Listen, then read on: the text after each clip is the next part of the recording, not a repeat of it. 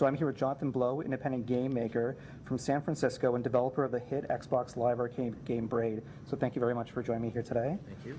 So having seen and read a lot about Braid in the last few months, and having read some of your personal comments that you have on your weblog, I've been thinking a lot about how gamers perceive the creative vision behind a game, and whether they view games as a medium that they can personally relate to and provide insight into their own lives. What's your take on how gamers these days relate or identify with the creative vision of the games they play?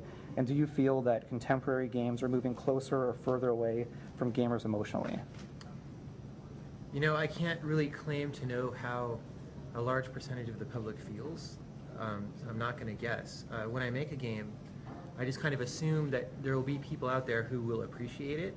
So when I made Braid, you know, I said this is going to have a certain direction emotionally and intellectually, and there are just going to be people out there who think that's a good idea and who wanted that game, and there were. So that was good.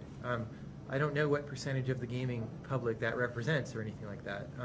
I know what kind of games that I would enjoy to play, and there's a little more of that kind of game now than there has been in the past.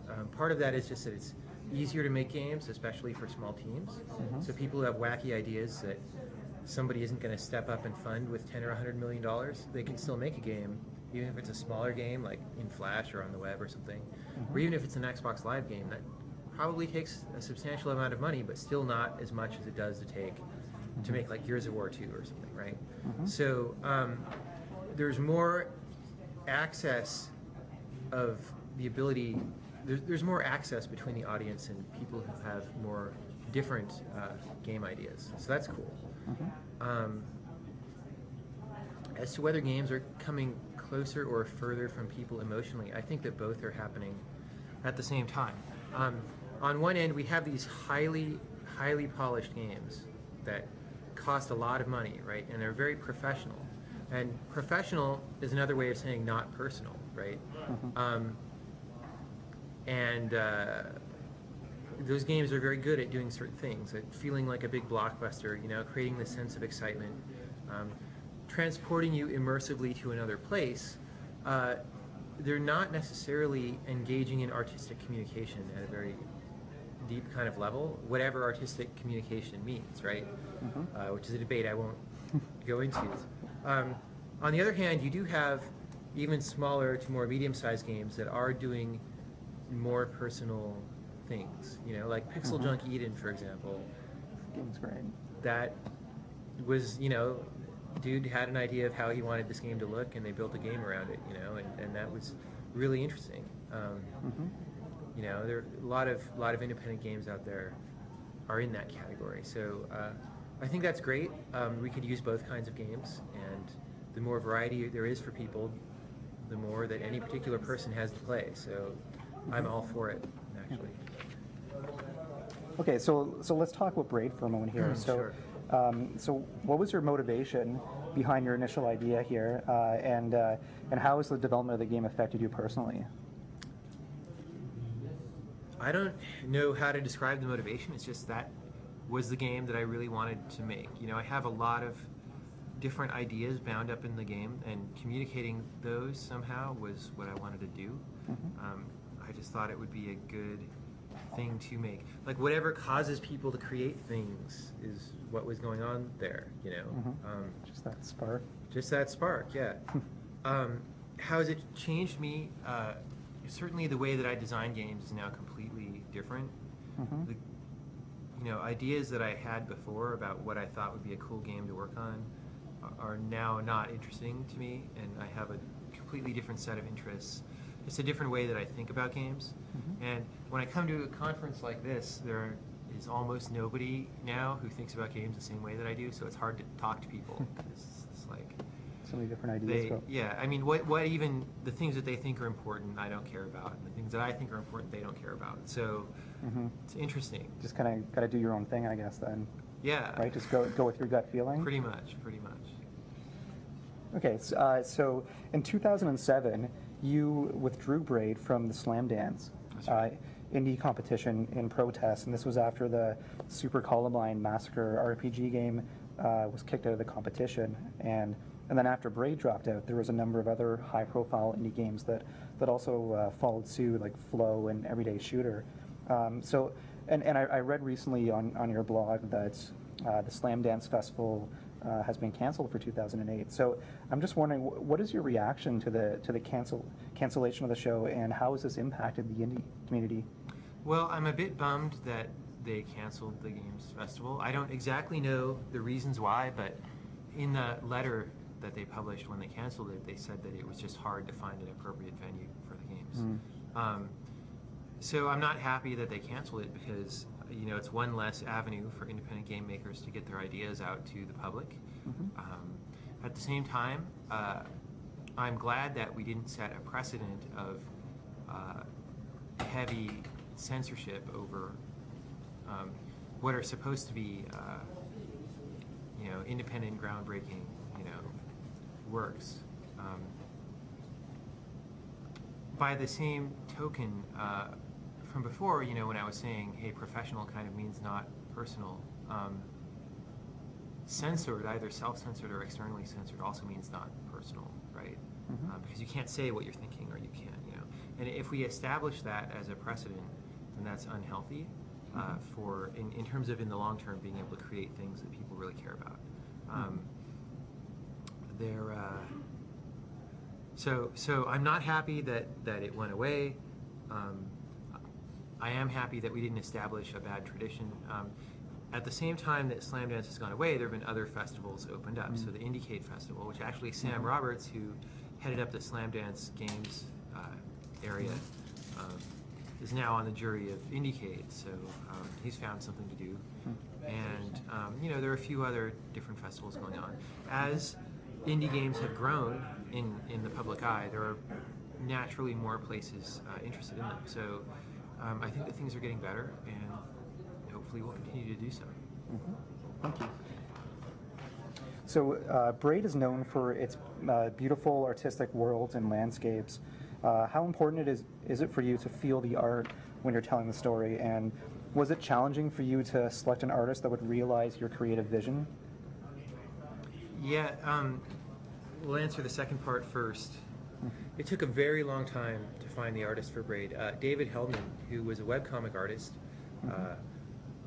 eventually was introduced to me by somebody else I knew and came to work on the game. But prior to that, I talked to probably 30 or 35 different artists and paid each of them to do some concept work. So I would take, before that the game was implemented and just was all programmer art, everything looked really ugly, and I would take a screenshot and say, just take a day or two, paint this up as an outdoor scene with certain artistic constraints that I'm going to give you, and just see what it would look like. And a lot of people did that, and eventually, I found one or two artists who I thought could do the game, and it would come out the way that I liked, because the mood of the art needs to support the mood and the ideas of the fiction and the gameplay, right? Otherwise, it's going to seem weird and incongruous. And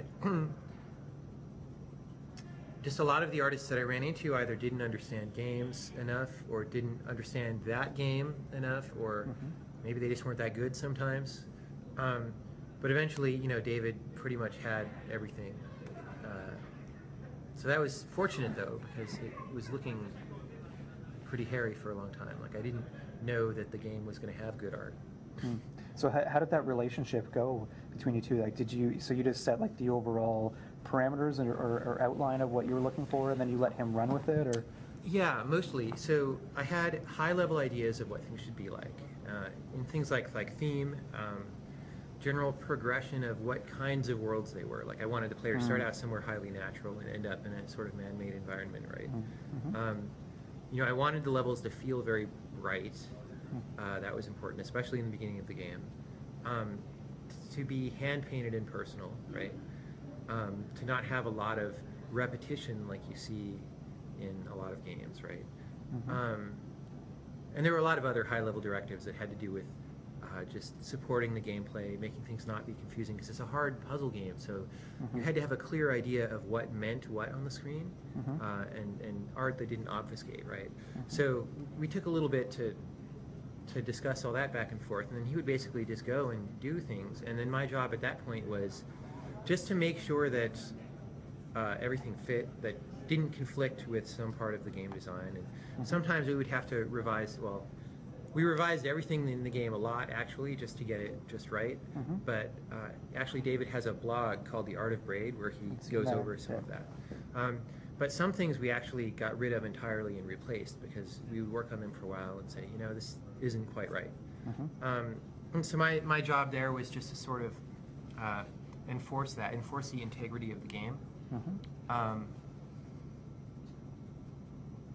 But apart from that, you know, David brought a large amount of creativity to the game. You know, I never told him, for example, later in the game, there's some highly man-made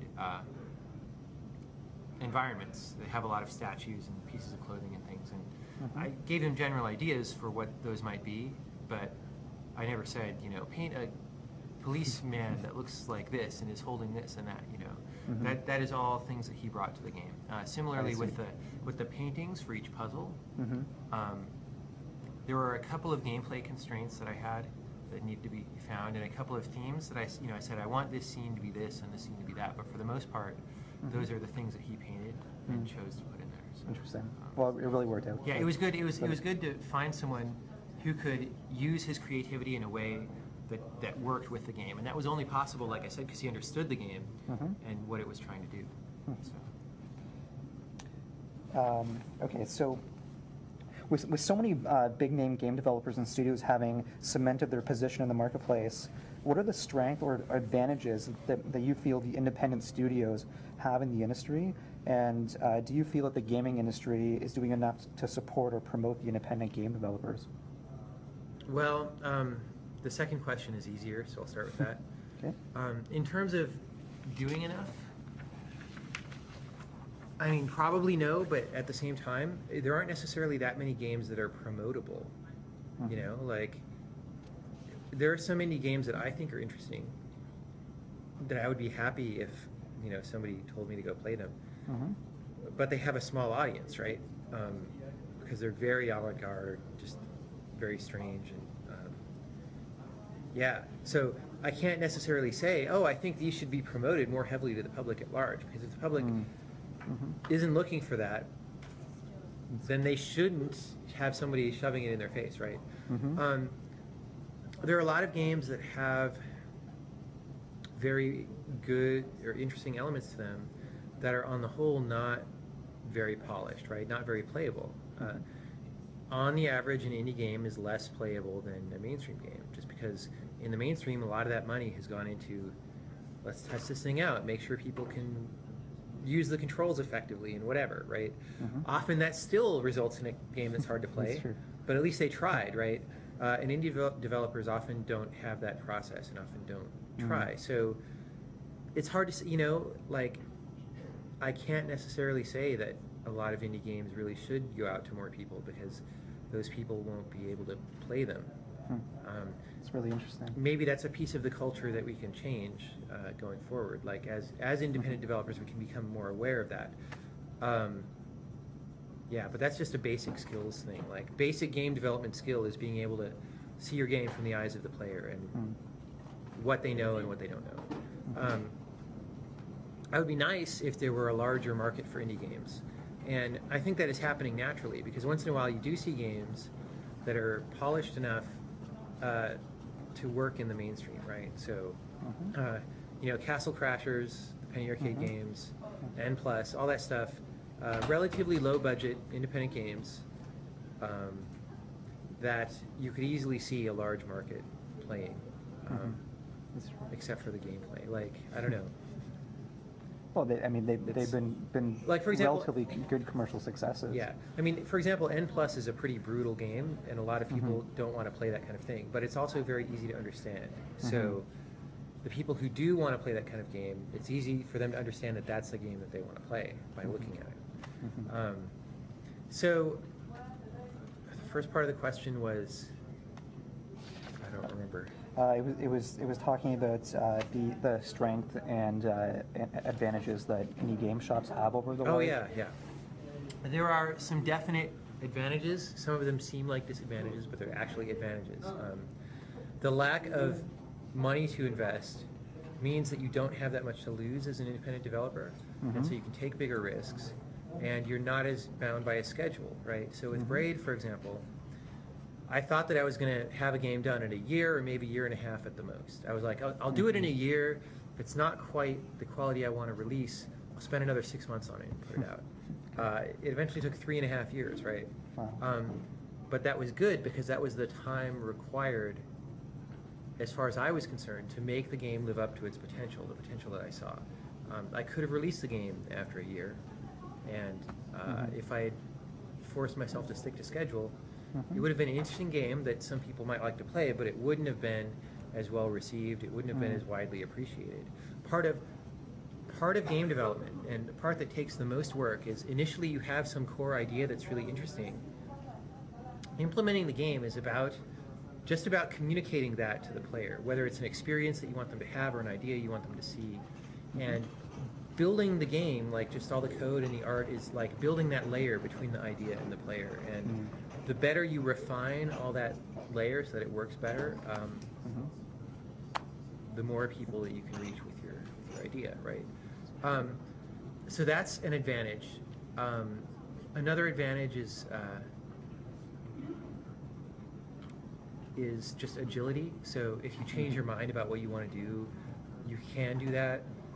You know, you can, oh, I don't like the fact that this is an RPG. You know, I think we should make it into a shooter, and you can do that. Whereas with a big budget game, that's not really going to happen. That's true. You can just change your path. Yeah. Okay. So there's been a lot of talk that I saw this summer that was talking about the price point of Braid. Sure. About how it was a little bit higher than the average on the Xbox Live Arcade. Yeah.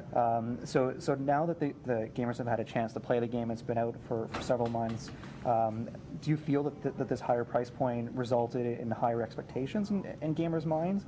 And do you feel that the $15 price point enabled the game to find that sweet spot between the perceived value of the game and the cost of it? Well, again, I can't really claim to know what the general audience's expectations are, right? I would guess that if you see a bunch of games for $10 and then a couple for $15, you would naturally expect the $15 one to be worth more than the $10 one, because, like, hey, why is this priced higher? Hopefully, people felt that Braid was better than the average $10 XBLA game, which it probably was. There are a lot of really bad games on XBLA, right? There's some really good games on there too, but yeah. So at the same time, though, you know, a lot of people thought, well, $15 is just too high no matter what, even if it's a good game. And I understand that some people don't want to spend $15 on a video game. For me, for the kinds of things that I look for from games, right? I wouldn't mind spending a lot more than $15 on them. Like if I could find, like, if there was a really good book that was going to be really meaningful to me and really special to me, and not just like entertainment fantasy novel that I read in the weekend and throw away. If I felt that this book was going to open me to new thoughts and ideas and that might shape my life for the future, I'd pay $100 for that book, right? Even though it's just a piece of paper, or 100 pieces of paper, or 300 pieces of paper. So that's all that I could say, though, is you know, my attitude was just play the demo. If you think it might be worth $15, go ahead and buy it, and if you don't, go ahead and don't buy it, and I respect either decision. Yeah. Well, so speaking to the Wall Street Journal, you mentioned that you spent a whopping $180,000 of your own money on developing Braid over the 3-year period.